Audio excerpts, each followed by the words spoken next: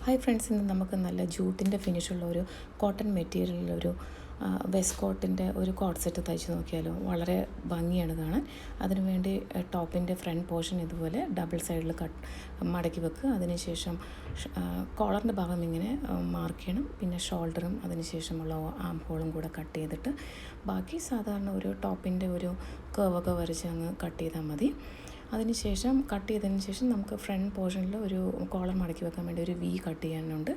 ഈ വിയും കൂടെ കട്ട് ചെയ്ത് കഴിയുമ്പോഴത്തേക്കും കോളർ ഇങ്ങനെ മടക്കി വെച്ചതിന് ശേഷം അത് ജോയിൻ ചെയ്താൽ മതി. ഒരു പ്രോപ്പർ കോളറാണ് നമുക്ക് ആ സമയത്ത് കിട്ടുന്നത്. അപ്പോൾ സാധാരണ ഒരു കോളർ കട്ട് ചെയ്യുന്ന യാതൊരു ബുദ്ധിമുട്ടുകളുമില്ല, വളരെ ഈസി ആയിട്ട് നമുക്കത് കട്ട് ചെയ്തെടുക്കാൻ പറ്റുന്നതാണ്.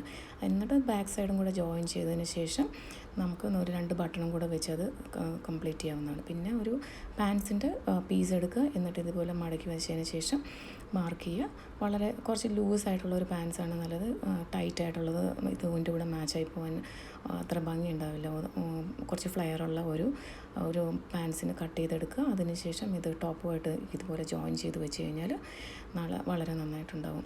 എന്നിട്ട് ഇപ്പോൾ നോക്കിക്കേ, എൻ്റെ ഈ പിക്ചറിൽ കാണുന്നത് റൈറ്റ് സൈഡിൽ ഞാൻ കോളറിനൊക്കെ ഉള്ള ഒരു കോട്ട് സെറ്റാണ്. ഈ സെയിം മെറ്റീരിയൽ കൊണ്ടുള്ളത്.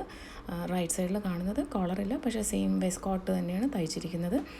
പക്ഷേ തയ്ച്ച് കഴിഞ്ഞപ്പോൾ അത് വളരെ ഭംഗിയായിരുന്നു കാണാൻ.